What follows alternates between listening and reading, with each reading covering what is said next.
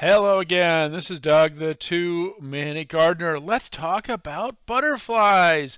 Winter is over in lots of parts of the country. Spring is starting to warm up all the gardens, and you're probably thinking, I would love to have some fabulous butterflies come in my garden.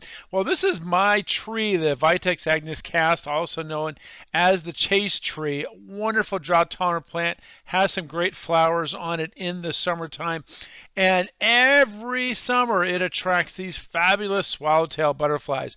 Now what you're looking at here is a Western Tiger Swallowtail butterfly and the Agnus Swallowtail butterfly. Two really fabulous butterflies. Now let me tell you the secret to getting butterflies in your garden. In addition to giving them plants that provide food for them like this, Asclepias, butterfly weed, it's also really important that you do not use pesticides.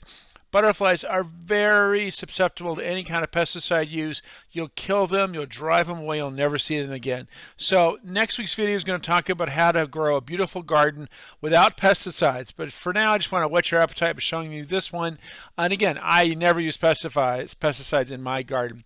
Also, if you're looking for plants that do attract butterflies, there's a link in the video description and the comment section as well of all kinds of great butterfly plants. So make sure to check that out as well for how to get these butterflies coming into your garden this spring and summer. And yet, this is a tree that flowers in the summer, the Chaste Tree. And yes, if you look carefully at the leaves, it does look a little bit like marijuana. This tree actually does have some medicinal purposes as well. It's a fun tree.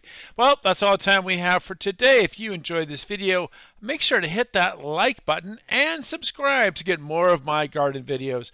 Until next time, this is Doug, the Two-Minute Gardener, saying thanks for watching.